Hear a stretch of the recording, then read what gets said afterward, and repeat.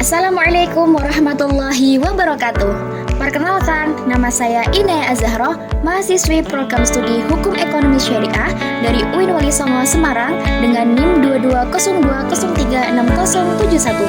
Pada video kali ini, saya akan membahas salah satu materi penting dalam dunia kewirausahaan, yaitu studi kelayakan bisnis.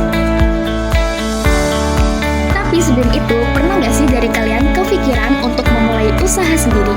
Misal kayak coffee shop, ataupun thrift shop, atau bahkan kue rumahan dari dapur sendiri. Nah, semua ide itu terdengar menyenangkan dan penuh potensi. Tapi tahu nggak, banyak usaha gagal bukan karena produknya jelek, tapi karena tidak dilakukan perencanaan yang matang. Nah, disinilah pentingnya studi kelayakan bisnis sebagai langkah awal untuk menilai apakah sebuah usaha benar-benar layak dijalankan atau tidak. Jadi, mari yuk kita bahas bersama-sama apa saja yang perlu diperhatikan sebelum memulai sebuah bisnis agar usaha yang kita bangun tidak hanya berjalan, tetapi juga bertahan dan berkembang.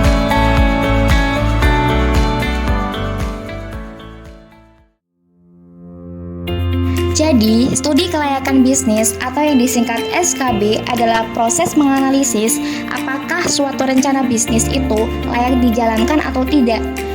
Dan tujuannya itu biar kita nggak asal buka usaha.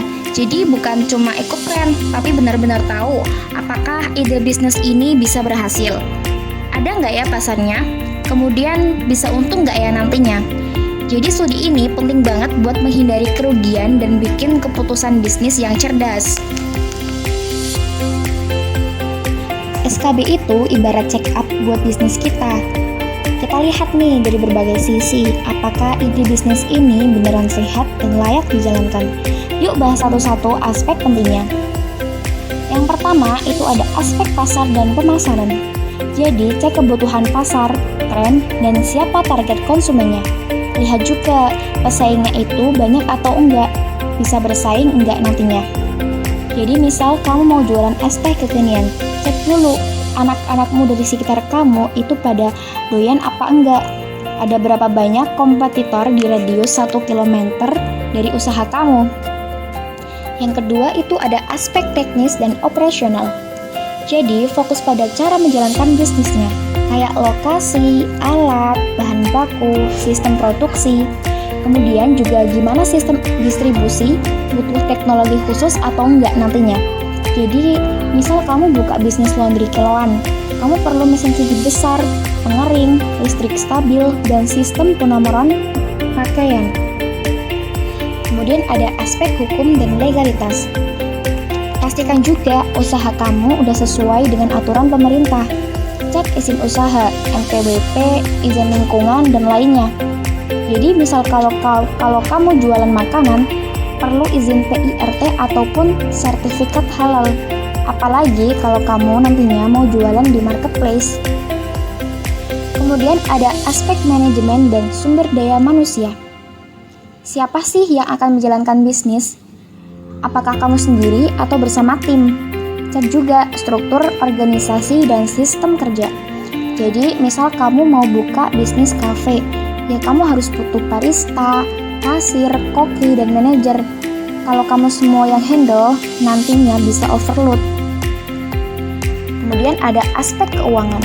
Nah, aspek ini yang paling banyak diperhatikan oleh investor. Kayak misal hitung modal awal, biaya operasional, proyeksi pendapatan, laba rugi, dan balik modal. Misal kamu modal awal 20 juta, penghasilan per bulan 5 juta, biaya operasional 3 juta, kemudian untung bersih 2 juta, maka balik modalnya dalam 10 bulan kemudian.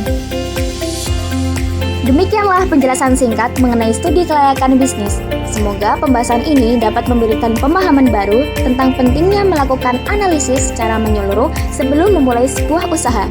Dengan melakukan studi kelayakan bisnis, kita tidak hanya meminimalisir resiko kegagalan, tetapi juga meningkatkan peluang keberhasilan dalam menjalankan bisnis. Semoga video ini bermanfaat dan dapat menjadi bekal awal dalam merancang usaha yang matang, terencana, dan berkelanjutan. Terima kasih atas perhatiannya. Wassalamualaikum warahmatullahi wabarakatuh.